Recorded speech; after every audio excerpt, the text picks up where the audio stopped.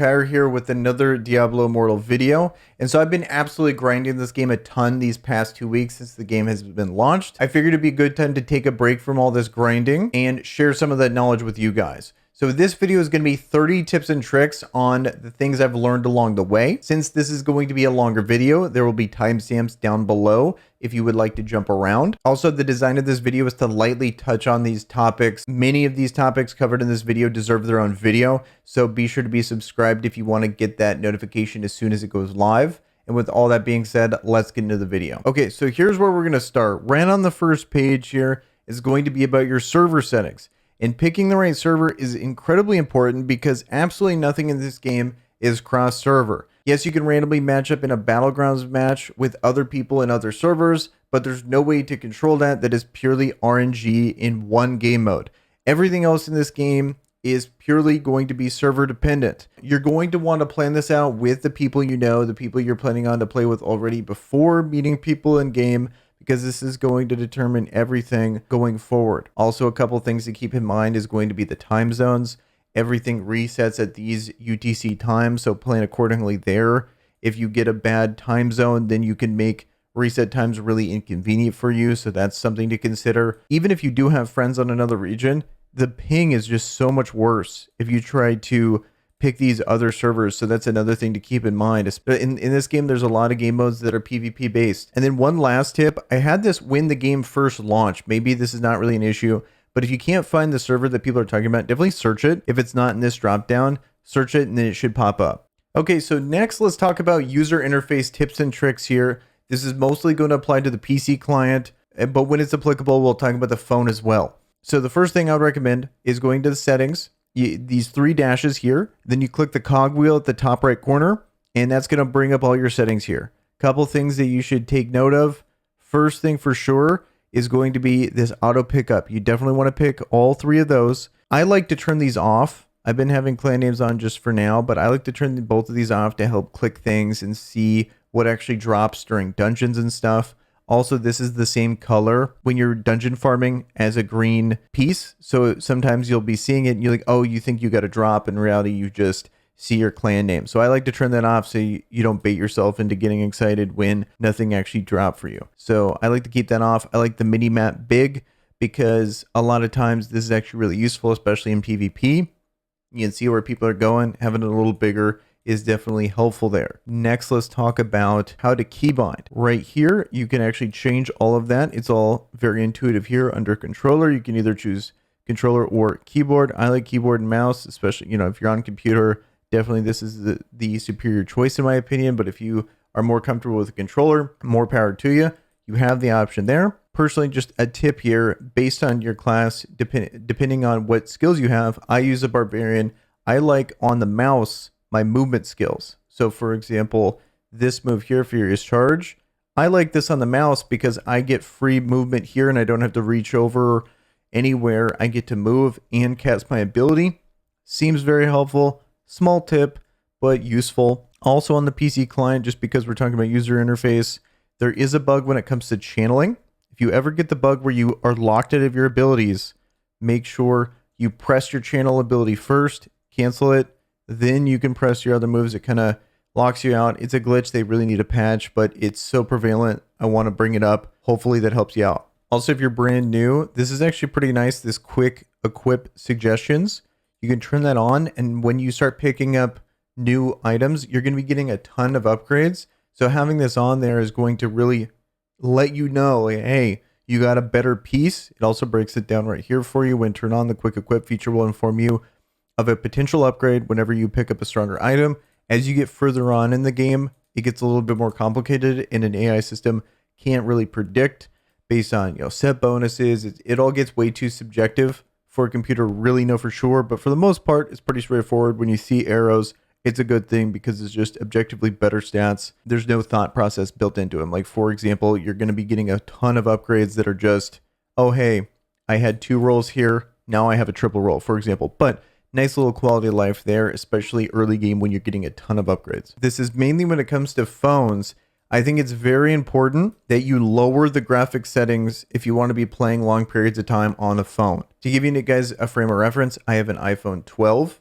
right here. So relatively new phone, but if I try to use medium to high settings, it's immediately going to overheat the phone. Things about these phones, they're incredibly powerful and they can totally run this just fine. They just don't care about any heating capability. So this thing's going to overheat like crazy and then thermal throttle. So that's why I recommend lowering all the settings, even though the phone is capable. Just unfortunately, they don't care about any kind of cooling when they make these phones. They're too small. It's just not going to happen. They get red hot almost immediately. So I've been able to play decently long by just lowering all the settings. So that's going to do it for the UI tips. Let's move on to the next section. So the next few tips are going to be all character stats related. How you can see into the specifics is you go to your equipment, scroll down to this little tiny guy here in the left corner. In my opinion, a little too small of a button. Click that, then it's going to break all this down. But this only shows damage, life, strength, intelligence, fortitude, vitality, and willpower. There's more attributes that are very important on the next page. Combat rating, in my opinion, should be in the front because it's literally the most important stat in the game, and we'll break down why. But all of these other stats are broken down for you here as well. The scope of this video is going to cover some major tips when it comes to this. For a full in-depth breakdown, that's going to require its own separate video. First thing is going to be combat rating and understanding this stat. Every single one of these stats can be clicked. You will get an in-depth breakdown of exactly what they do. The important thing to note is a lot of stats in this game are comparative to what the game sets as a requirement. If you're below that threshold, you're massively weaker.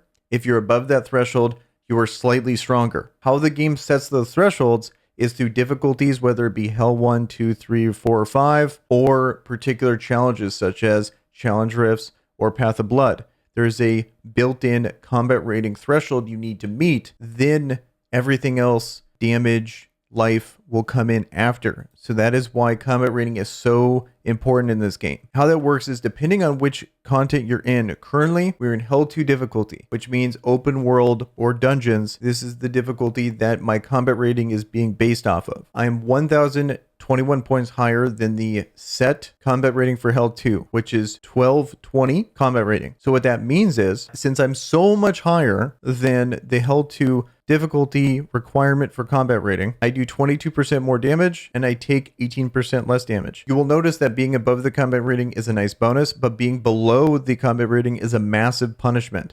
And I will show that here by going to a challenge rift. Okay, so this is challenge rift 75. You can check the requirement here by the second you join this challenge rift, you immediately check your stats again, just like I showed you. You go to your equipment, you click the guy, you go back here. Before it was showing that I was 1,021 points higher. Now we are in a new instance. Now we're in the challenge rift, 75.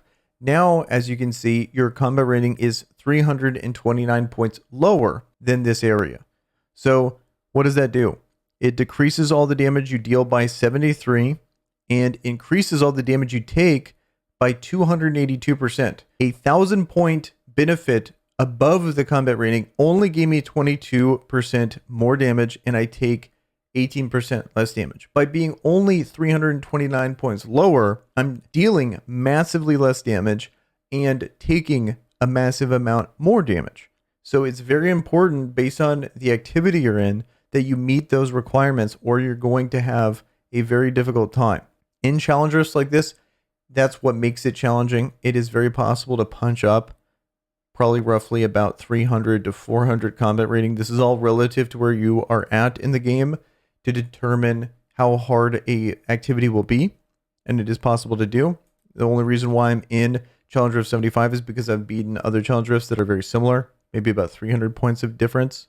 So that is totally normal, but it is good to know, to understand if you ever feel weak, any activity you're in, just check your combat rating and you will see the disparity there, and then you'll know that combat rating is going to be one of your first priorities to rank up so you can actually take on that activity and not take as much damage and you can do more damage. Very important concept to understand so you can further progress in this game. And before we move on from combat rating, let's talk about how to get more of it. Mainly, it comes from your primary attributes here: fortitude, vitality, willpower, and strength. In my case, as a barbarian, if I was a caster, it would be intelligence. Every single point of strength, willpower, vitality, fortitude, all give me 1 point of combat rating. You get it on all your pieces of gear here. You also can get combat rating from the Heliquart. In doing Heliquart bosses, you take the currency converted in, and then you get just straight raw combat rating. This is a weekly activity. Another way to get it is going to be the pay system. This is the legendary gems. We will cover this later. This is a rank 5 Howler's Call. It gives me 110 combat rating straight up.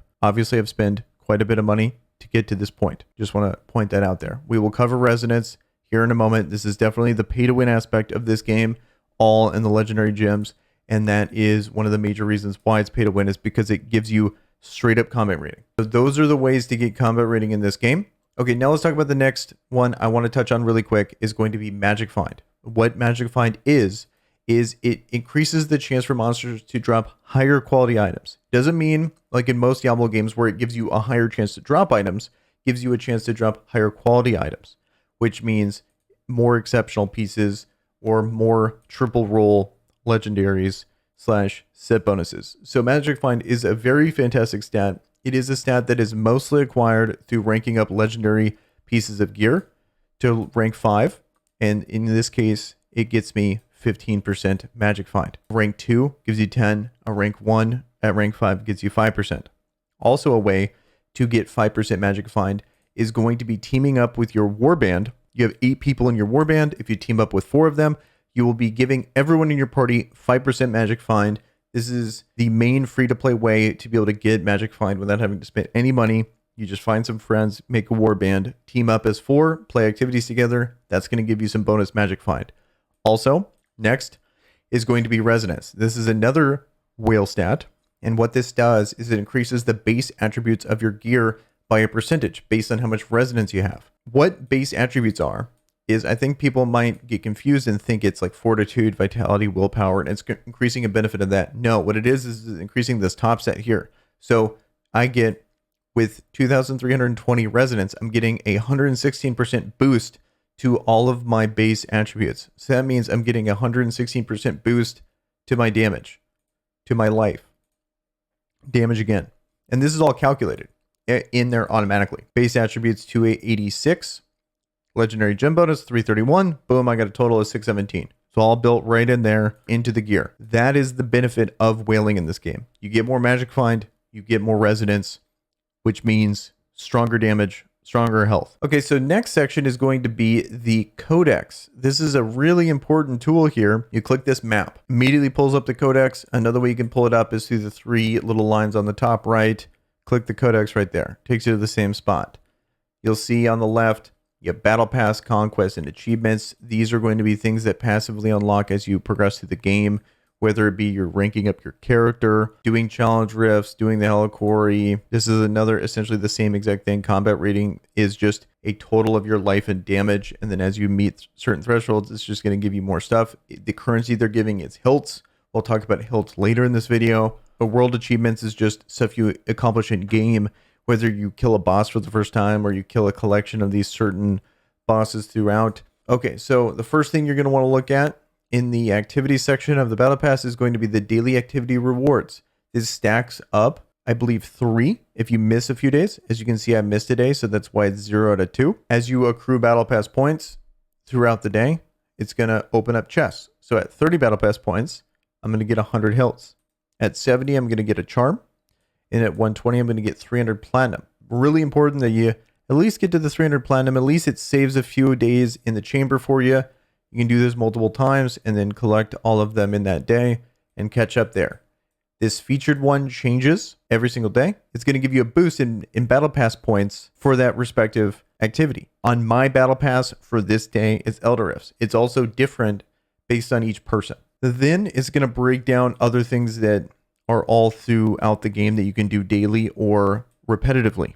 And some of these are going to give you credit every single time you do them. Some of them are only going to give you credit because they're a one-time thing per week. For example, the Heliquary. This is something that we completed. This is a 8-man raid boss. This is a weekly activity.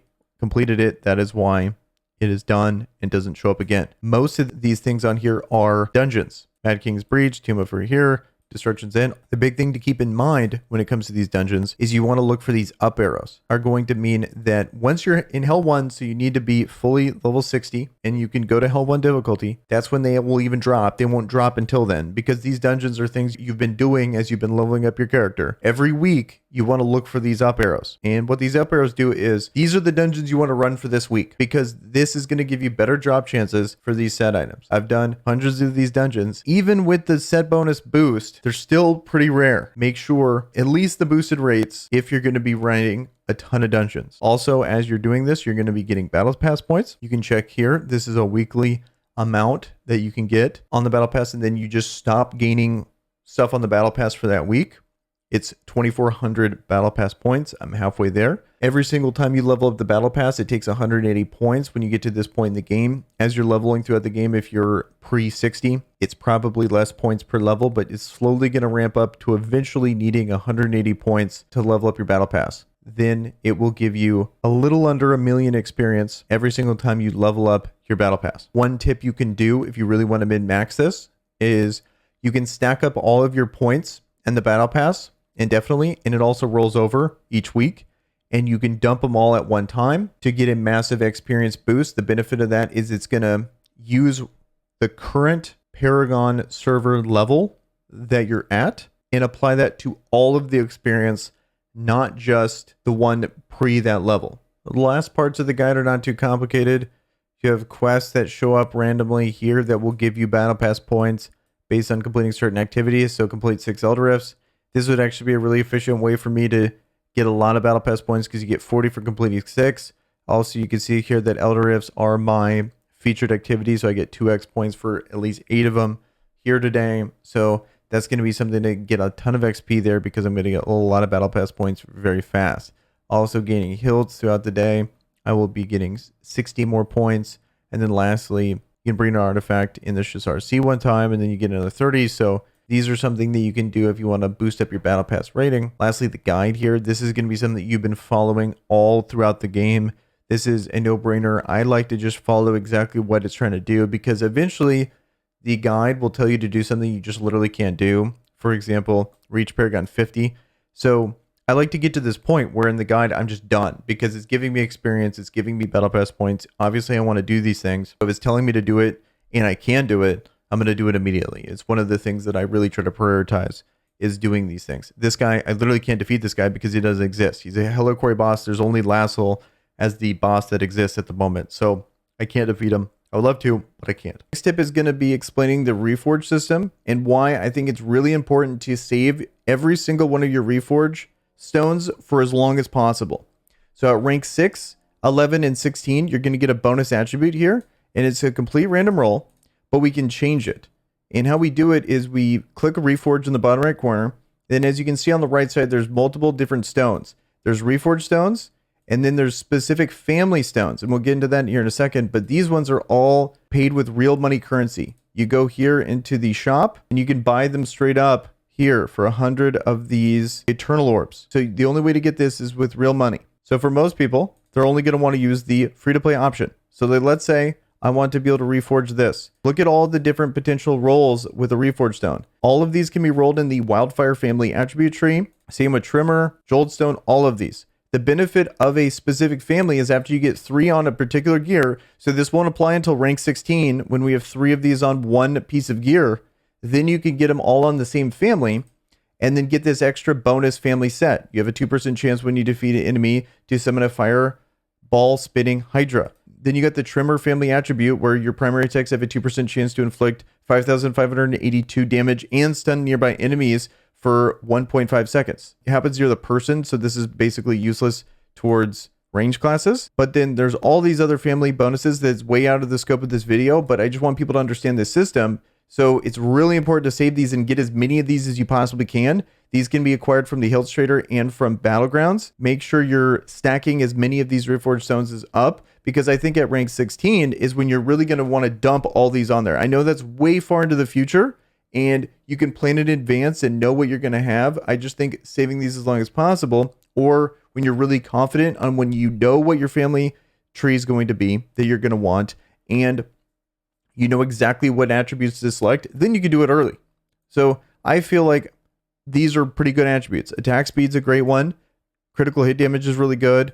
Damage to elites is pretty solid. And more attack speed and more critical hit damage. I think those are some of the best single attributes I can possibly get. I was just rolling. There was about 4 or 5 options that I wanted. I rolled until I hit that one and I just stopped because I'm not going to sit here and waste all my attributes because there's going to be a whole another set of attributes I'm going to need to roll at rank 11 and then a whole another set at rank 16. So what I'm going to do is, since these are all on the Hydra one, I'm probably just going to stick with the Hydra ones on these and try to get something good in the Hydra set for these pieces, something in this, I don't even know the name of this set, in the Vengeance set for this one because I think attack speed's actually pretty great. So I'll probably try to get ideally more attack speed on these ones, more critical hit damage on the other ones, and then get that full family set bonus there. It's just, this is such a big part of the game later on that I just want people to be aware of it so they can save their Reforged Stones. And not only save them, but then actually seek to acquire more of them so they're ready for this part of the game. This Challenge Rift tip is really going to help you be able to boost your maximum level you can push in the Challenge Rift.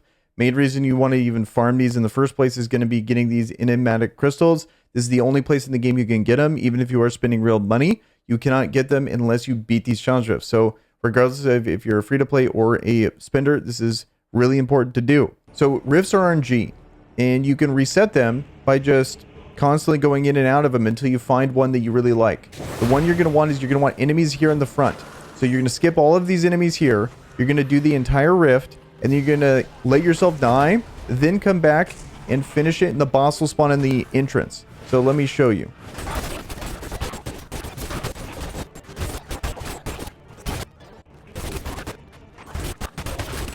Okay, so this is the perfect time where you just force yourself to die and you go back to the beginning of the rift. And so now what you're going to do is you're going to choose revive at checkpoint. The benefit of this is reviving at checkpoint does not give you a penalty in the rift at all. So if you're facing a hard boss, what's going to happen is you're just going to sit here and keep reviving at checkpoint if the boss kills you. So see how it just spawned right over here? So relatively close. Even there's certain places that can spawn a little closer. So like, let me just die here. I'll show you the differences between the two things. And so now I can either have this affect my progress, or I can just revive at checkpoint and run right back. So it will save a ton of time, especially if you're really trying to push the furthest you possibly can. This is going to be a big deal in improving your Challenge Rift time. Next, I want to talk about dungeons and exactly how to tackle these in this game, because right now they're a really bad experience. They have very low drop rates, and there's really no way to speed up the dungeons because they're stuck with all these animations and you have to wait for stuff. So even with all that being said, you have to do them to get certain set bonuses. And based on your character, they could be way more important than others. I feel like for a barbarian, this set bonus here is incredibly important for a barbarian, especially the 4-piece. Each time you damage an individual enemy 5 times, you do an additional 3,349 damage to the enemy. Like, I think that's really sick. And it increases all your channel damage by 50%. So these are things I want. Also, another thing I think is really good for barbarian is this extra bonus, because we become team buffers a lot in PvE, and that's a topic for another time. But these are set bonuses I want. It's just an unfortunate reality of doing dungeon farming is that even the boosted rates, when you go into the Codex here and you look at the boosted rates for the week, they take forever, and you're not really getting that many sets, especially if you're stuck in certain ones that are really long. The best one by far, in my opinion, is Mad King's Breach. It's just a really fast dungeon relative to all the others. It's still 3 minutes on average. Unless you get a really good team, you may be able to cut it down to like 250, 240, something like that. And you're looking at a very long time to be able to maybe get a few pieces. And those pieces need to be the set bonus you actually want. And they need to roll exceptional. So it's just a tough thing. So I like to avoid doing dungeons as much as possible. My strategy for doing dungeons is only going to be targeting the boosted rates if it's a boosted rate dungeon I actually want to do. Because mainly all I care about at this point in the game is just me getting as many stats as possible. So I'm probably going to only do boosted rate Mad King, boosted rate Pit of Anguish. Those both seem to be pretty fast, and they cover a lot of the ones that I personally need. There's certain ones that are just too slow, in my opinion, for me to justify doing them until way later on in the game. Because as we push through Paragon, then it's going to be just objectively better gear that we're going to gain from getting further onto Paragon. So for example here, this is Paragon 80 legendary gear that you can get from Hell 3. Notice how this non-exceptional, non-triple set piece is better than my triple roll piece currently right now. So if I'm going to be sitting there grinding something that's going to take absolutely forever to do to get good rolls, I'm only going to spend that time when I'm at a way higher Paragon, because I'm going to get at least the best version of that I can in a reasonable time period. So I'm going to wait until I'm Paragon 80, probably until I actually really farm dungeons again. And then all of my sets, they're going to take forever to get. But I'm going to wait until I'm at least there to do it, because I don't want to sit here and farm something that's going to get replaced the second I hit 80 anyway. And it's slowing my Paragon leveling progress down immensely. It's so much slower than how that normally works. I could also be farming legendary pieces as I'm progressing and leveling up faster. So that's why I'm just avoiding dungeons as much as I can. You definitely want to have exceptional pieces all along here. My recommendation would be to just farm a dungeon that's fast, that has boosted rates until everything on the left side is exceptional. Then not even trying to focus on the set bonus. It's more about focusing on the stats. Then later on at Paragon 80, that's when you're going to really want to grind them out again and get them all exceptional at that set, and then call it a day until the next big boost, like Hell 4, for example. It is the Plains of Torment. Here's a full circuit. What you're going to do is essentially what these guys are doing right now. You're going to run up here. You're going to kill these mobs here. I like to kill these ones up here in the corner as well. Go down here. There's another spawn here. One spawn right here. A ton of elite spawns, ton of orange spawns to be able to get a good chance of legendaries.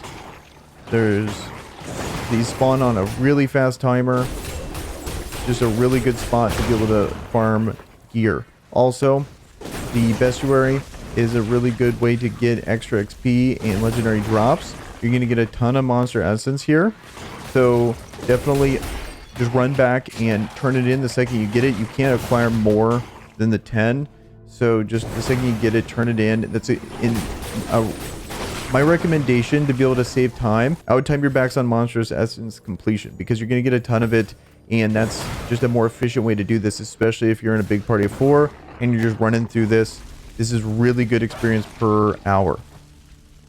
Next few tips are going to be about the Paragon system. You can reset it once per week. Currently, mine is 5 days and 4 hours. The total is actually 7 days. So be very mindful when you're actually picking a tree, because resetting it takes an entire week to do so. Next is going to be the difference between what's active and what's not. So as you can see, there's circles and there's squares. So the circles, the second you activate them, you're good to go. The squares, you need this active check mark here. You need this to actually be applied, because you can actually have multiple trees going at the same time. For example, I have 2 points into Gladiator here and 52 into Treasure Hunter. So, for example, if I got Uncontrollable here, what would happen is it would not be active unless I click the check mark here. I need to actually learn this, then I can check this. But what's going to happen if I do that, it will deactivate Swift Learner, Gold Find, and Lucky. So be very careful on what you're doing between the trees. I recommend sticking to hard stats on a tree you don't really care about the abilities on. So for example, Vanquisher gives really good benefits. You get 100 damage here when you fully max it up. You get 500 damage here. But it only takes 1 wasted point in Zeal to be able to get those bonuses. Whereas if I go Gladiator, I'm going to need to constantly switch between the two if I want to take advantage of the really good effects, because mainly Gladiator benefit is all in the square effects, not the circles. The circles are always applied. Keep that in mind when you're planning your Paragon tree. Then lastly, I just want to talk about why I'm choosing Treasure Hunter personally, because I think this is a controversial tree. I think a lot of people would rather have more raw stats for their character, like more attack, more defense, stuff like that. This Gladiator set's really popular. I've been seeing it a ton. You get a lot of good stuff. You get Uncontrollable here, which is fantastic. When struck by an effect which causes loss of control of your character, you are immune, cannot occur more than once every 30 seconds. So basically once per life, you get that. And then this Chi Death, which is insane. Fatal attacks from players instead reduce you to 1 life while making you immune to damage and stunning you for 3 seconds. So that means essentially Zonia's from League of Legends. You just go into a stasis effect. After 3 seconds, you recover 60 life, cannot occur more often than once every 120 seconds. I think this is really good. And I'm curious to see how this interaction is going to work as a barbarian, because I wonder if Undying Rage is going to proc first, then this will proc, or this will proc after Phoenix Ashes. All of those interactions are going to be really exciting once I actually get to try this out and see just how good it is for a barbarian, because they have the ability to also kind of cheat death as well with Undying Rage. But the reason why I'm using Treasure Hunter is because I think there's very few parts in this game where you actually need to be at full power, unless you are pushing super high, very difficult challenge rifts, and it's really important for you to be the top of the leaderboard, or you're in like a very competitive Shadow Clan and you're one of the 3 people that is going into the Rite of Exile and you're going to be trying to become an immortal. If you're not one of those people, you might as well just go to the Treasure Hunter tree, because you're getting extra value for doing the exact same stuff you would do normally. You're just not as strong as you would be. You're losing attack for sure, losing damage, stuff like that, but you're gaining value. So 50% more experience gained from defeating elite monsters, 50% extra gold, 50% increased globe drop rate, and then lastly, this is one I don't have yet, but 50% increased equipment drop rate from elite monsters in outdoor areas. Then when you put in a ton of points in this, it's going to take another 15 plus 1.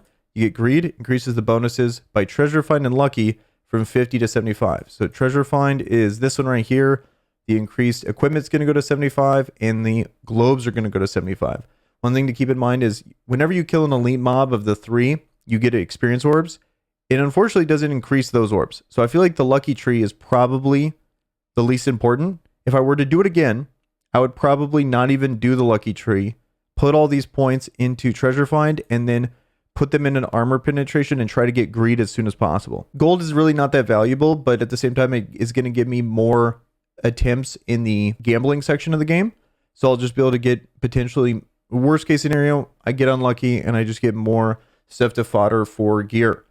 And then lastly, what I would do with all my remaining points is put them into Vanquisher here and put 5 into the damage tree, and then all 25 here into more damage. You know, obviously I have to do Zeal, but Zeal won't be active. I just have to click it to move down to this. Probably what I would do in this situation. Also, another potential situation is going to be Survivor. At Survivor, a lot of the benefits of Survivor are the actual square effects that I won't be able to get access to while I have Treasure Find active. So that's why I'm going to do Vanquisher instead. That's going to pretty much do it for my tips on Paragon. Let's move on to the next tips. First thing is going to be checking your Shadow Clan's focus. This is the only way to actually rank up your Dark Clan rank. You can see here when you check in the Dark Clan section in the bottom left corner, you can see your ranks and advantages here. These are very important. So 10% increased marks earned from your Dark Clan members at rank 1, and then at rank 4, loss of control duration increased by 10% on immortals and decreased by 10% on Dark Clan members. You really want to rank this up. We're only at rank 6, and we chose contracts as our goal, and there's 75 done. You really want to focus on whatever your clan goal is. It's absolutely important that you focus on that. It could either be like raiding the vault, or it could be contracts, and I believe maybe you can do another one, but for the most part, it's up to the clan leader to set this, and then everyone needs to fill it. Next is going to be every day. It's super important that you actually do your activities. Challenge quests here on the bottom, and then you'll have 3 daily missions. It's either going to be doing the assembly, where you shake everyone's hand, 1800 server time. You have raid the vault, and raiding the vault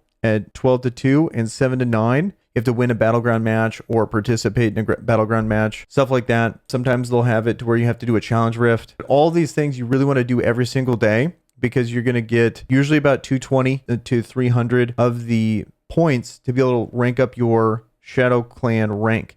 And what that does is it's just going to increase your damage in Shadow Clan activities. So right now I'm at 20%, but you can go all the way to 32%. If you're trying to do anything competitive remotely when it comes to the shadows, then you need to be doing these. It doesn't matter how much money you spend or how strong your gear is. If you don't have these bonuses in those game modes, you're going to be pretty much worthless. You have to be keeping up with this. The key ones that I recommend doing, first thing by far is going to be your 3 contracts per week. You get 2,100 points for doing all 3 of those in the beginning of the week. That is by far going to be your biggest boost. Then after that will be your assembly every day. Then after that will be Path of Blood. Always be doing this. Don't let your clan down. Like I said earlier, check your Dark Clan focus. Always do what your Dark Clan focus is, which in my case is contracts. Always be doing that, and you'll be a good clan member. You can quickly gauge on how strong an enemy is by looking at their health pool. Once you kind of learn what is strong at certain health pools, For example, if I see someone in the 50K range, I know that they're probably free to play. If they're 40K, they're probably 40K and under leveled. If they're in like the 70s, then they're a massive whale. Sometimes I've seen all the way up to 80K. So just keep that in mind. And you can see that at the top when you are facing someone. And then you can get yourself an idea of just what you're dealing with here. Another PvP tip is going to be when to respawn. Definitely be careful when you're about to respawn. So if they're about to kill these 3 guardians here and you respawn, you're going to respawn really far away. Or if you're on offense, you're going to spawn like over here, but then everyone needs you over here. And then you spawn here on offense. So make sure you're timing your respawn if you just wait a little bit. Or the opposite, if people are running this way, don't go to try to kill them here. Make sure you just let them have to walk all the way back there, and then you just meet them over here, for example. Seeping Bile and Unrelenting Torment lasts a very long time. It's really tiny, but you'll get used to it once you just look in the top left right before bandaging. Make sure, because it will immediately cancel your bandage. And the bandage cooldown is 20 seconds. So I look at the top left. Okay, I'm good. And now I can bandage right here. Okay, so gyms. This is going to be the controversial part of the video, pay to win aspect of the video, but I can at least give you guys some tips here for free to play and spenders, but mostly spenders, because as a free to play, you can't really grind and get any more. So the only thing that really matters for you is going to be the gym's effect. So for example, Lightning Core increases primary attack and movement speed. The things that you don't really need to worry about too much is going to be ranking it up and judging the combat rating and resonance, because all that stuff only really applies if you could rank these things up. So for the most part, it's just going to be which gyms are the best for your class. And I can't really go into specifics on each class. I feel like that deserves its own video. But for the most part, I'll give you guys the best like S tier gyms in the Nat 1, Nat 2, and 5-star gyms. Just really quickly going through it. I'll just go in the order of the ones I think are the best in all the 1-stars first. I think it's going to be Berserker's Eye here. Increases all damage you deal by 5.5%, but also increases the damage you take by 5%. Great gym. Everlasting Torment, really good. Your critical hits inflict agony, dealing 10% base damage, plus 122 every second for 6 seconds. Carson's Invigoration, increases your attack speed of your primary attack by 5.5%. Trickshot Gem, this is good for people that have channel skills, like a Barbarian, for example. They have Whirlwind. Your channel skills consume energy 8% slower. And also Chain Death is great too. Increases damage done by your attacks by 1.5% per hit, up to a maximum of 4.5 with 3 targets. Next is going to be the natural 2-star gems. I think the best one is going to be Bloody Reach. Increases all damage you deal by 2% for every yard between you and the enemy hit. Maximum increase of 8%. This is only to ranged characters, but amazing if you are a ranged character. Second best, probably Power and Command. Alternate states every 9 seconds. Power increases your primary attack damage by 8%. Command increases your other skill damage by 8%. Great gem there. Other ones that are kind of mid but still solid are going to be Cutthroat's Grin, Lightning Core, very situational. This is something that's probably only good on Necromancers. Is going to be Follower's Burden. Increases all damage you deal by 1% for each summon you control, up to a maximum increase of 6%. Lastly, one that's actually really good that you can only get through the Battle Pass and the Boon of Plenty is going to be Fervent Fang. This one's awesome against bosses. Each time you deal damage to an enemy, that enemy now takes 0.8% increased from your attacks, up to a maximum increase of 8% at 10 stacks. So obviously something that you're going to be hitting multiple times. Bosses mainly, elite enemies, and those yellow ones, those kind of upgraded elites, all are going to be able to take increased damage from this gym here. So one of the best. And you can get it for free in the Battle Pass if you just finish the Battle Pass. You don't need to have the paid and powered version to be able to access this.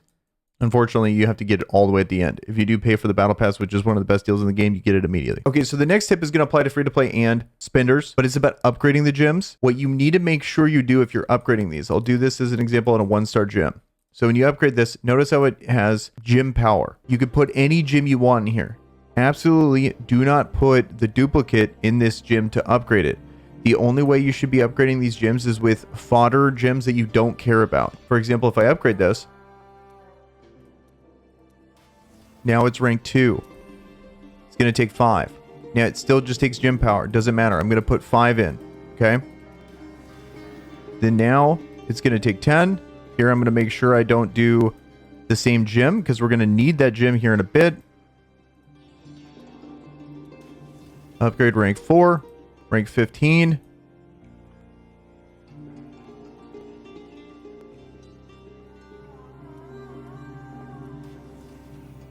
So now look how it needs a duplicate. At rank 4 to rank 5, I'm going to need to have a chain death. Then I could put 20 random gems in there. So just keep that in mind when you're upgrading these gems, that eventually it's going to force you to have a duplicate. Not that bad on a 1-star gem, but that duplicate is going to be way sooner on a natural 2. Let's say I want to upgrade Bloody Reach now. Also, another thing that's kind of cool about this is I could take that 1-star gem that I just made. Notice how all of that gem power still exists. In that I crushed all those in, 32 gem power. All of it's still there. You never lose gem power. What you do lose is the duplicates. So keep that in mind, that a lot of gems are going to take multiple duplicates to level up, but you're not going to get credit for duplicates if you crush them in. All you get is the raw gem power right there. So keep that in mind. So now I'm going to just crush this in to this one to get the gem power. So just for the sake of the example, here we go. Boom. We're trying to rank up Bloody Reach here. Now it's rank 2. Now we're going to take that extra gem power we just got. Boom. Take it to rank 3. And then now look at how it needs at rank 4, which is 1 rank sooner than the 1-star gem. It already needs a duplicate there. So now I have no more duplicates. So now I can't rank it up. So make sure you're actually saving your duplicates and only crushing in the bad gems into this. This is something that for most people, free to play light spender, not going to be upgrading these too far. You probably never even saw this if you're a free to play player. So that's one thing to keep in mind to save many months from now, or hopefully they improve the system to where you can actually farm this kind of stuff. You will actually be ready to save those duplicates. Another thing that's kind of cool, this is only on the 5-star gems. So when you're ranking these gems up and you do get lucky, like for example, if I wanted to upgrade this Bloodsoaked Jade from a higher star count, I already have a rank 4. There's a lot of gem power in here, but it's only a 2 out of 5. Let's say I win the lottery and I pull a 5 out of 5 Bloodsoaked Jade. If I put that 5 out of 5 Bloodsoaked Jade in here, it would show an animation with 3 green stars. And then when I actually upgrade this to rank 5, it's going to give me a 5 out of 5 Bloodsoaked Jade at rank 5. So that's one of the nice things about this system. I know it's massively pay to win and there's no nice things about this system, but that's one of the few nice things if you are willing to spend money in this game that you can upgrade this. So for example, I only had a 3 out of 5 Howler's Call and a 3 out of 5 Seeping Bile. I ended up pulling 4-star versions of them. They are now 4 stars at the rank that I upgraded them to. I'm here. These are the normal gems. Unlike the legendary gem counterparts, there's actually reasonable ways to farm these, and you will eventually get them fully done over a very long time without having to spend any money. Let's talk about it. First thing is going to be which gems in priority. Always, if you can, Tourmaline's the way to go. Extra damage, way to go. The second best is going to be armor penetration. Amazing gem there. Everything else is pretty negligible. Potency if you have it instead of resistance, and armor penetration instead of armor, for example, and damage instead of life. That's definitely going to be subjective, but for most people, those are going to be the better gems. So here's all the different ways to be able to get more gems. First of all is going to be hidden layers. This is one of the best ways to do it. Hills Trader every week, you can buy 10 of them. I always buy 10 Hills Trader. I always buy 10 Tourmalines from the Hills Trader every week. Also, every 12 hours, roughly, the temporary shop will reset, and sometimes he'll sell a gem. You can buy another Tourmaline that way. You can purchase it from the market, which is a complete ripoff. Don't do that. And then playing it as a party of 4, you'll randomly get gems that drop. You don't get to choose which gems that drop, but you randomly get some gems that way. So this is something that definitely play the long con here. Eventually, you'll get there. It's going to take 1,000,000 gems to be able to make some progress here. This is something that you shouldn't spend any money on. You can totally slow farm this. Okay, all right guys, well that's going to be the end of the video here. Really appreciate you guys sticking around if you made it all the way to the end of the video. Definitely tried something new in this video, tried to go a little longer, a little bit more planning in this video, so definitely drop a like if you'd like this style of video. And with that guys, I am out of here. Peace.